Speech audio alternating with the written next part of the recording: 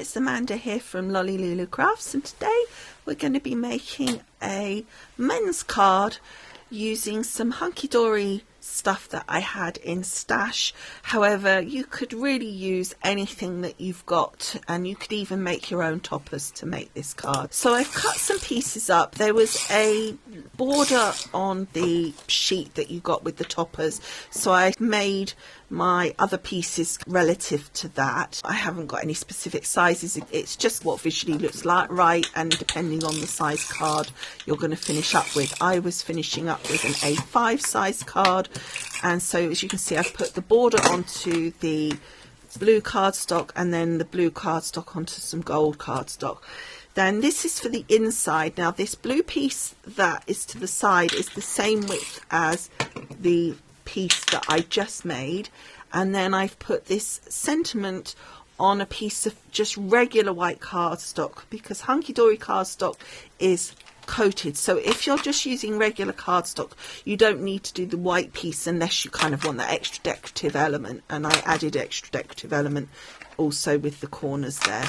So then we've got some acetate, and again I made it so that it would fit the A5 size card, and then I added an extra bit so that it would fold around the back of the piece of cardstock that I cut that was A5 size. I stuck the piece of card sort of in position, and then I just stuck that piece of acetate, and this will be the back of my main card. So it's going to be a portrait card, and the front of the card is going to be acetate. It's just a way of getting that acetate on the front, and in order just to make it look a little bit more finished, a bit more refined on the back, I took another one of the borders that was on the sheet that came with the toppers, that you could just use a regular piece of card that complemented what you're doing.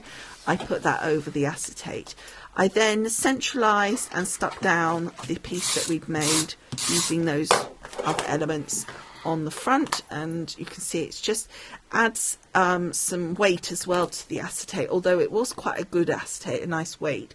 But as you can see, when you open the card, you then see all that glue and that nastiness, and I just wanted to cover that up, so I took some of the same blue again, and this was just regular hunky-dory blue cardstock. Again, it's coated, so that's why it's slightly shiny, but you could use any cardstock that you've got. I then took that piece that I said was the same width right up to the gold, and I just lined it up sort of so that the front of it was kind of touching the back of the front of the card, and then I used that and pressed down so that I knew that it was exactly in the right place. And then I took these toppers and I put them in position, and then I just sort of took my tape pen and gradually stuck them down and kind of did them a piece at a time, holding the ones that weren't kind of stuck in position so that I could make sure that I got them how I wanted them to be. But as you can see, when I open it up, I can still now see those white pieces, and now I will come to that in due course. But in the meantime, I thought it would be nice just to add another little element to the inside of the card there, just to make it have a little something extra on there, and then also to round those two corners, top and bottom there. So then we come to those pieces on the inside. Now I could have cut a whole square and popped it down, however you would have then got different levels.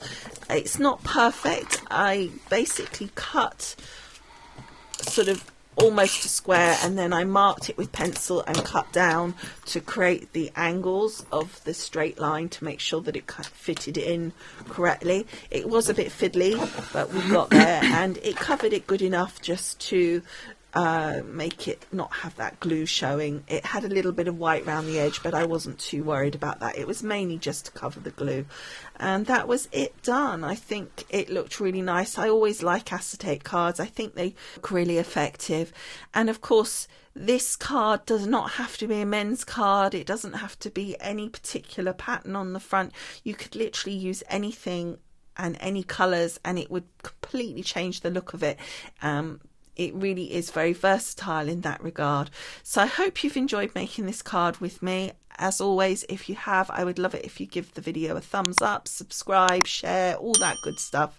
And don't forget, if you want to see some photos of the finished card, then do hop on over to the blog post. The link is in the paragraph below this video.